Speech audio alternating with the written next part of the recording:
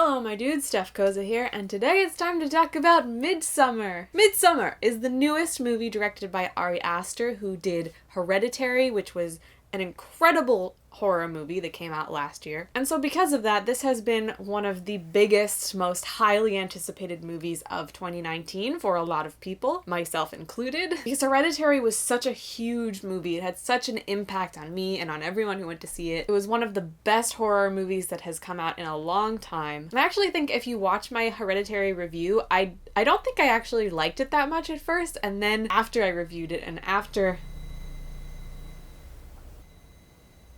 There are some weird sounds happening. The fact that I'm reviewing this very unsettling film and there are lots of very unsettling sounds happening in my house is unsettling. I'm just gonna move forward, just gonna ignore that. So Hereditary was a movie that I really had to sit on for a while, and it just really affected me in a lot of ways, which kind of made me realize that it's a really good movie, especially a really good horror film, because it just makes you feel disturbed on so many levels, and it did a great job achieving that, let me tell you. So needless to say, I was very excited about Midsommar, and the trailer was enough to completely sway me. It's absolutely beautiful, this film, and the trailer will tell you that. Like, I don't need to tell you that. So let's just jump right into this. Midsommar is horrifyingly beautiful. It is just raw, unhinged, human emotion, and it's so good. Essentially, it's a very disturbing portrayal of grief and isolation, and it has this very surreal aesthetic. The cinematography is beautiful, absolutely breathtaking, and that combined with the bright and airy color correction creates a very unique experience. And there's also this very sublime sort of color palette, from the grass to the flowers to the sky to the clothing that people are wearing. It's very deliberately chosen. It's a lot of pastel pinks and blues, and a lot of blues mixed with blinding white. But it has this very calming effect, which kind of manipulates your brain into thinking you're in a really lovely, beautiful place, when it's actually just masking all of the horror that's happening in the background. It's definitely a different kind of horror than Hereditary. They're kind of difficult to compare because they're very, very different. I'm not even sure you could really even consider Midsommar a horror. There were times that it was horrifying, but most of the horrifying things that happen tended to happen off screen. So visually, it's not actually that horrifying, but on a deeper, more elemental level, it is deeply unsettling. And there's something almost more horrifying about knowing what's happening without actually seeing it, because then your mind has to sort of fabricate it, and that's terrifying. It's a kind of horror that's very much masked by beauty, and you're sort of hypnotized into thinking that this Swedish cult is actually a good place.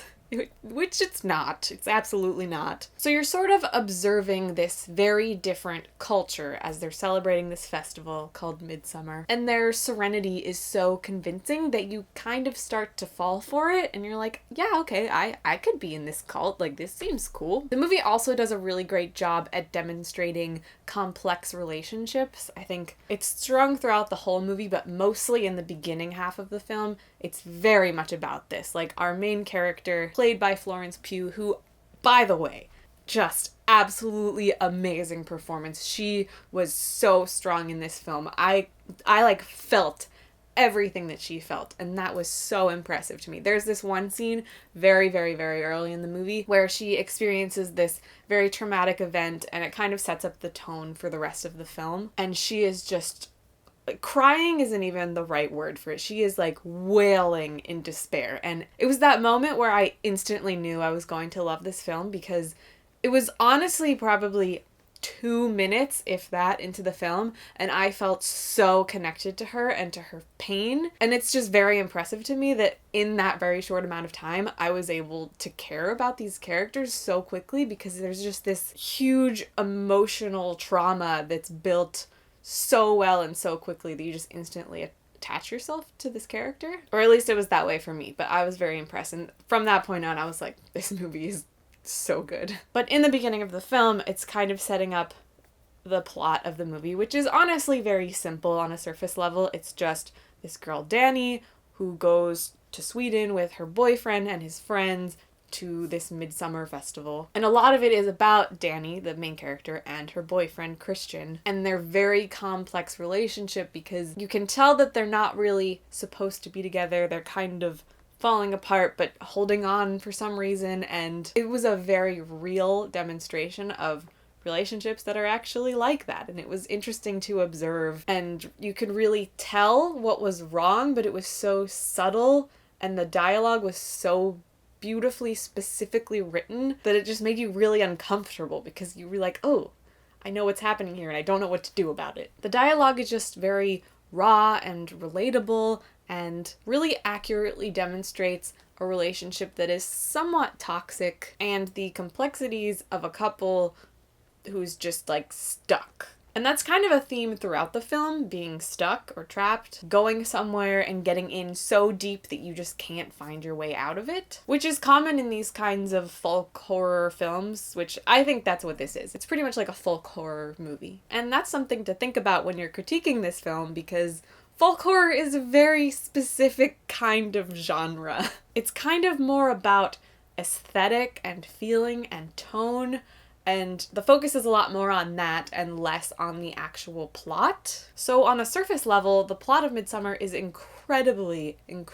simple. Group of friends who go on vacation in Sweden, they get pretty high, and a lot of weird fucked up shit happens. But on a deeper level, it's a examination of grief, isolation, anxiety, depression, trauma, relationships, and abandonment especially. And all of that is achieved through like very motivated shots, very specific cuts and edits, and not really through the plot itself. There are just a lot of subtleties in this film. The editing in this film is phenomenal. There were moments where I was literally blown away. I was just like, wow, that was so well done, so cool. Like, I wish I thought of that. There were some phenomenal transitions that completely took my breath away. Very creative, very, like, you don't even realize how you got there, and then you're like, oh, I understand. That was really cool. And the attention to detail is absolutely something to admire. Like, the detail in this film, I need to watch it again to really take it all in, because there's a lot. It's definitely a film that you have to pay attention to, for sure. Because so many elements of the plot are sort of hinted at or foreshadowed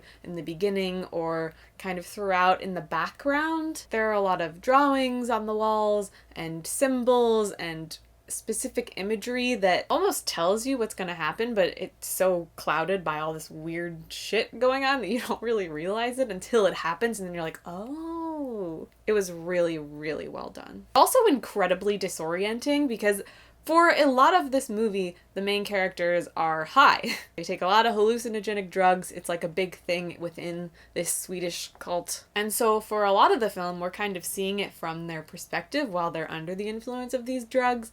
And that makes everything even more disorienting. And it isn't over the top like most like typical acid trip movies where it's like rainbows and crazy psychedelic shit happening. Like, it's not like that. It's very subtle. It's a very accurate representation of what it feels like, as opposed to like crazy shit you normally see in movies where it's just, everything is just slightly off or like slightly moving a little bit. And it was very, very disorienting, extremely unsettling, because it's like almost normal, but it's just like the tiniest bit weird.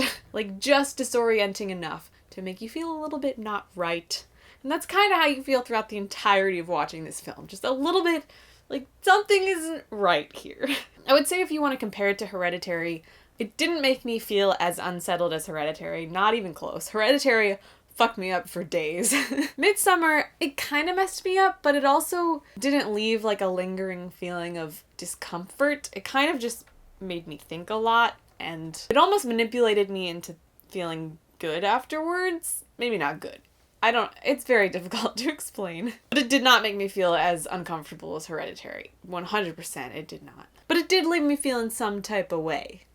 I'll say that. So personally, I liked this more than Hereditary. So far, I seem to be the only person who thinks this, so don't go with that if you're trying to trust me on this movie. Maybe just go see it yourself, because I seem to be alone in this. But I personally loved this film. I thought it was so beautiful, so well done, incredibly unique, I would absolutely buy this and watch it again. I need to watch it again because so many subtleties happen in this film and I just want to know what I missed. The performances from everyone, like everyone in this film, was incredible. One thing I will say that I guess you could argue as a fault is that it's very slow. It kind of drags. And for me, I kind of liked it. It sort of felt like a very slow burn, and it felt very intentional that it was that way. But I could see some people not liking that so much and thinking that it's a little bit too slow, or thinking that it kind of derails and just sort of goes to a place and never really comes back from. But for me, I think that it was supposed to be that way, and I appreciated it and I enjoyed it, and it was a different experience than what I was expecting, and